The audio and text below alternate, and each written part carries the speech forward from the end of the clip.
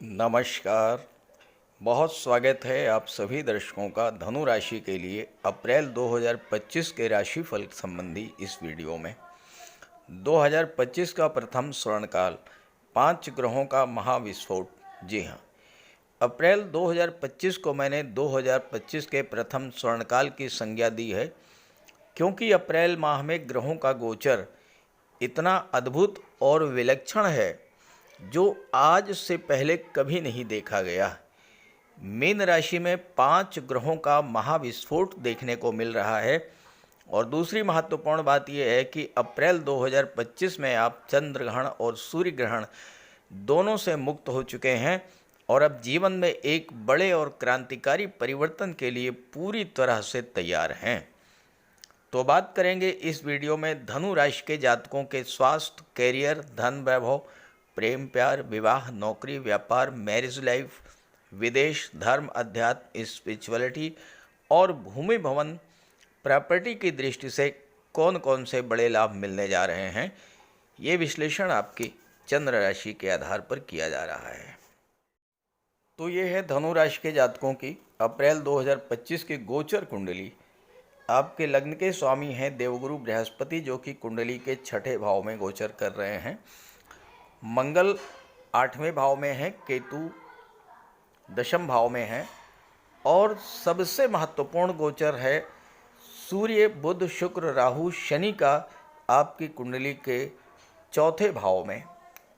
4थे भाव में 5 ग्रहों का महाविस्फोटक योग बन रहा है और इन 5 ग्रहों की दृष्टि पड़ रही है 10म भाव पर। हर व्यक्ति के जीवन में घर और कार्यस्थल दोनों का बराबर महत्व है। घर यानी कि जहाँ पर आप रहते हैं, घर ईंट पत्थर का घर नहीं। घर का मतलब होता है आपका परिवार, आपके कुटुंबी जन। घर में 4था भाव क्या है? सुख का भाव है। तो घर में व्यक्ति चाहता है कि सुख, शांति, सौहार्द का वातावरण बने। और सूर्य, बुध, शुक्र, राहु, शनि का पंचग्रही योग 4थे भाव को पूरी तरह से जागृत करने जा रहा है। व्यक्ति घर में रहता है, अपने परिवार के साथ रहता है, सुख दुख बांटता है और जब सुबह होती है तो फिर वो अपने कार्यस्थल की ओर भागता है। अपने व्यापार व्यवसाय के सिलसिले में, नौकरी के सिलसिले में, अपने ऑफिस में, अपने व्यापारिक प्रतिष्ठान में, जहाँ भी वो कार्य कर रहा है, जो भी कार्य वो कर रहा है, उस जगह पर वो जाता है। और वो भाव जो है वो है कुंडली का 10वां भाव। और 4था भाव भी जागृत है और 10वां भाव भी पूरी तरह से जागृत है। यानी आपका घर, घरेलू वातावरण और आपका कार्यस्थल, आपके बॉस, आपके सीनियर्स, आपके सहयोगी, सारी चीज़ें जो है इस गोचर काल में प्रभावित हो रही हैं। तो पहले एक एक ग्रहों के प्रभाव को समझते हैं और फिर इसका सम्मिलित प्रभाव क्या होगा इस पर भी चर्चा करेंगे। तो बात करेंगे पहले ग्रहों के राजाधिराज सूर्यदेव के बारे में। चूँकि सूर्यदेव आपके राशि के स्वामी, गुरु के परम मित्र भी हैं और सूर्य आपके लिए प्रबल योग कारक हैं, इसलिए पहले बात करते हैं सूर्य के बारे में। सूर्य कुंडली के 4थे भाव में गोचर करते हुए 10म भाव पर दृष्टि डाल रहे हैं। 10वां भाव वो होता है जिसमें सूर्य दिग्बली होते हैं और 10वें भाव पर सूर्य की दृष्टि पड़ रही है। सूर्य क्या है? राजा हैं, ग्रहों के राजाधिराज हैं सूर्यदेव। और सूर्य की दृष्टि जब 10म भाव पर पड़ेगी तो आपके कार्य क्षेत्र को पूरी तरह से प्रकाशित कर देंगे सूर्यदेव। सूर्य आपके आत्मबल, आत्मविश्वास को प्रदर्शित करते हैं। सूर्य आपके पावर और अथॉरिटी को शो करते हैं, सूर्य गवर्नमेंट को शो करते हैं, शासन प्रशासन को शो करते हैं, और सूर्य अहंकार और ईगो को भी दर्शाते हैं। सूर्य आपके नेतृत्व क्षमता को दर्शाते हैं। यहाँ पर सूर्य की दृष्टि जब दशम भाव पर पड़ेगी तो आपके आत्मविश्वास में वृद्धि होगी। नए उत्साह, नए आत्मविश्वास के साथ आप अपने कार्यों की शुरुआत करेंगे। सूर्य आपकी नेतृत्व क्षमता को बढ़ाएंगे और टीम लीडर के रूप में आप अपने कार्यों को पूरा करेंगे। आपकी लीडरशिप क्वालिटी को बढ़ा देंगे सूर्य। और अगर आप राजनीति में हैं तो सूर्य का ये गोचर आपके लिए बेहद अनुकूल रहने वाला है, क्योंकि सूर्य शनि की युति बन रही है। और सूर्य शनि की जो युति होती है ये उन जातकों के लिए बेहद अनुकूल होती है जो कि शासन प्रशासन में उच्च पदों पर हैं, या जो लोग राजनीति के क्षेत्र में उच्च पदों पर हैं। ऐसे जातकों के लिए सूर्य और शनि की युति जो है वो प्रबल राजयोग कारक होती है। हालांकि शनि चौथे भाव में आ जाएंगे, आ चुके हैं, अप्रैल में आ जाएंगे, 29 मार्च को चौथे भाव में आएंगे, तो आपके जीवन में शनि की ढैया प्रभावी होगी। लेकिन अभी फ़िलहाल आपको शनि की ढैया से कोई परेशान होने की बिल्कुल भी ज़रूरत नहीं है, इसलिए कि अभी अभी तो शनि आएंगे, उसके बाद एकदम से कोई फल देना नहीं शुरू करेंगे। शनि एक राशि में 2.5 वर्ष तक गोचर करते हैं और शनि का फल बहुत देरी से और बहुत मंद गति से प्राप्त होता है, इसलिए ढैया का कोई विशेष प्रभाव आप पर नहीं पड़ने जा रहा है अप्रैल के महीने में। इस महीने में तो आपके लिए सूर्य बुध शुक्र राहु का जबरदस्त प्रभाव पड़ेगा। चौथे भाव में सूर्य हैं, थोड़ा सा सावधानी भी आपको रखनी पड़ेगी, और वो सावधानी इस तरह की होगी कि अपने क्रोध, अहंकार और ईगो को आपको काबू में रखना होगा। सूर्य की दृष्टि दशम भाव पर पड़ेगी तो जो जातक गवर्नमेंट से जुड़े हुए हैं, जो जातक सरकारी क्षेत्र में हैं, प्रशासनिक क्षेत्र में हैं, राजनीति में हैं, या किसी भी तरह की सरकारी नौकरी में हैं, थोड़ा सा संघर्ष तो बढ़ेगा, परिश्रम तो करना पड़ेगा, क्योंकि शनि आ चुके हैं और शनि होते हैं कर्म के कारक, तो एफर्ट आपको करना पड़ेगा। लेकिन 14 अप्रैल को जैसे ही सूर्यदेव पंचम भाव में आ जाएंगे, अपनी उच्च की राशि में आएंगे, और सूर्य भाग्य भाव के स्वामी होकर के पंचम में जब आएंगे और लाभ के भाव पर दृष्टि डालेंगे, तो फिर आपका भाग्य भी चमकेगा, आपके पिता का, आपके संतान का भाग्योन्नति होगी और जबरदस्त लाभ मिलना शुरू हो जाएगा। और लाभ किस तरह का मिलेगा? लाभ मिलेगा आपको धन का, क्योंकि 11वें भाव के स्वामी है शुक्र, और शुक्र चौथे भाव में बैठे हैं, तो सुख सुविधाओं का लाभ मिलेगा। 11वां भाव आपकी इच्छा पूर्ति का होता है। सूर्य की दृष्टि जब 11वें भाव पर पड़ेगी तो आपकी इच्छाओं की पूर्ति होगी, आपके सपने पूरे होंगे। और सबसे बड़ी बात यह है कि इस समय आपका फ्रेंड सर्कल, आपका रिलेशन समाज के प्रतिष्ठित व्यक्तियों से, उच्च पदस्थ अधिकारियों से, या राजनीति में उच्च पद पर बैठे हुए अधिकारियों से आपके संबंध बहुत मधुर हो जाएंगे सूर्य के प्रभाव से, और उसका आपको बहुत बड़ा लाभ मिलने जा रहा है। जब पंचम भाव में सूर्य आएंगे तो ये समय छात्रों के लिए भी जबरदस्त लाभ देने वाला होगा, क्योंकि जो लोग शिक्षा से जुड़े हैं, जो किसी भी क्रिएटिव फील्ड से जुड़े हुए हैं, सूर्य भाग्येश होकर के पंचम में गोचर करेंगे। एक त्रिकोण का स्वामी दूसरे त्रिकोण में जब गोचर करेगा तो छात्रों के लिए समय बहुत अनुकूल रहेगा।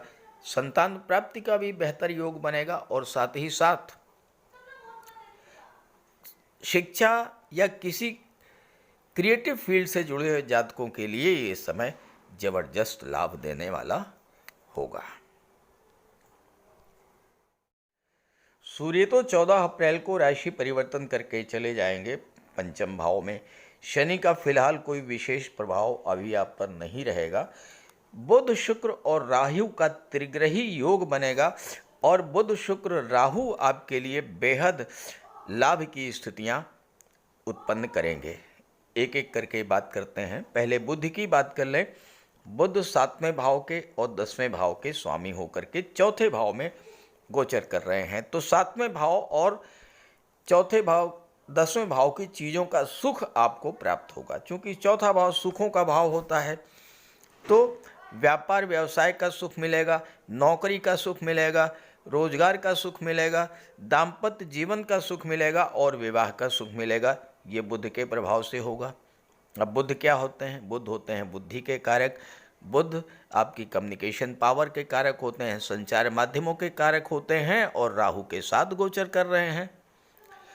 तो यहाँ पर राहु और बुध आपके बौद्धिक क्षमता में बहुत अधिक वृद्धि करेंगे, आपको बहुत अधिक चतुर चालाक बना देंगे और आप प्रैक्टिकल होंगे अपने कार्य क्षेत्र को, अपने कार्य को, अपने व्यवहार को लेकर के।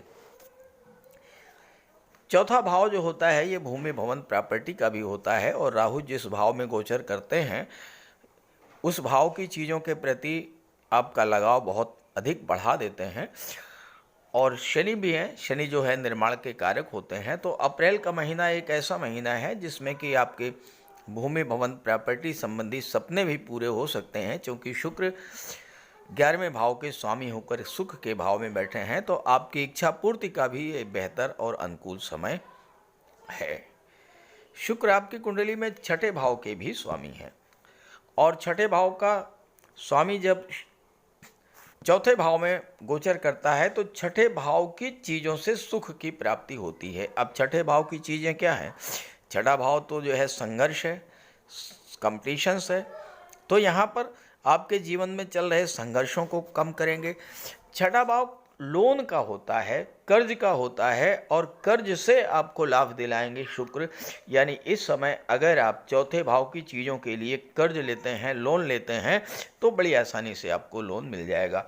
होम लोन है, बिजनेस लोन है या इस तरह का कोई भी लोन, या आप इंस्टॉलमेंट्स पर अपने घर की सुख सुविधा को बढ़ाने वाले साधन देना चाहते हैं, तो शुक्र आपकी इस इच्छा को पूरा करेंगे।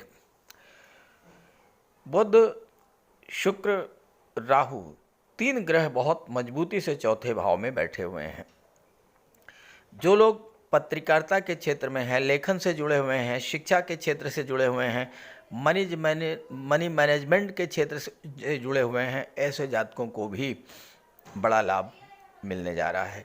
जो जातक कैरियर के रूप में फिल्म जगत या सिनेमा जगत से जुड़े हुए हैं, चूँकि त्रिग्रही योग बुध शुक्र का राहु का बन रहा है, तो ऐसे जातकों के लिए जो फिल्म इंडस्ट्री से जुड़े हुए हैं, एक्टिंग के क्षेत्र से, सिंगिंग के क्षेत्र से जुड़े हुए हैं, जो डायलॉग राइटर हैं, स्क्रिप्ट राइटर हैं, लेखन के क्षेत्र से जुड़े हुए हैं, ऐसे जातकों के लिए बेहद अनुकूल समय है अप्रैल का महीना। बुध आपकी तर्क शक्ति के कारक होते हैं और सूर्य का बल बुध को है प्राप्त है, तो आप अपनी तर्क शक्ति से लोगों को प्रभावित करेंगे और अपनी बात मानने को बाध्य करेंगे और इसके प्रभाव से कोई बड़ी बिजनेस डील इस समय फाइनल हो सकती है। मीडिया, नेटवर्किंग, संचार माध्यमों या यूट्यूब, फेसबुक से जुड़े लोगों को भी बड़े लाभ प्राप्त होंगे। शुक्र आपकी कुंडली में 11वें भाव के स्वामी होकर के और छठे भाव के स्वामी होकर के चौथे भाव में गोचर कर रहे हैं, सुख के भाव में राहु के साथ हैं। राहु की दृष्टि 8वें भाव पर पड़ रही है, राहु की दृष्टि 12वें भाव पर पड़ रही है और राहु की दृष्टि कुंडली के 10वें भाव पर पड़ेगी। 11वां भाव जो है आपकी इनकम को शो करता है। शुक्र धन के कारक हैं। राहु क्या है? राहु छल कपट के कारक होते हैं, धोखाधड़ी के कारक होते हैं। राहु आपकी महत्वाकांक्षा को भी शो करते हैं। 11वें भाव के स्वामी शुक्र हैं। इस समय आपके अंदर शुक्र राहु की जो युति है, इसके प्रभाव से जल्द अमीर बनने की, ज़्यादा से ज़्यादा धन प्राप्त करने की, शॉर्टकट का माध्यम अपना करके कैसे भी हो, किस तरह से भी हो, ज़्यादा से ज़्यादा धन अर्जित किया जाए, अपनी इनकम को तेज़ी के साथ बढ़ाया जाए, रातों रात अमीर बना जाए, बड़ी गाड़ी, बड़े वाहन, बड़े घर का सपना पूरा किया जाए, इस तरह की इच्छाएं आपके मन में जागृत होंगी राहु के कारण। अब राहु अष्टम भाव पर भी दृष्टि डाल रहे हैं। अष्टम भाव क्या है? ये आकस्मिक धन लाभ को भी शो करता है और आकस्मिक धन हानि का भी शो करता है। शॉर्टकट अपनाते हुए राहु के प्रभाव से आपकी रुचि जुए, सट्टे, लॉटरी या इस तरह के कार्यों में बढ़ सकती है, जहां से अचानक से बहुत तेजी के साथ बहुत अधिक धन अर्जित किया जा सकता है। लेकिन यहीं पर आपको सावधान भी हो जाना है।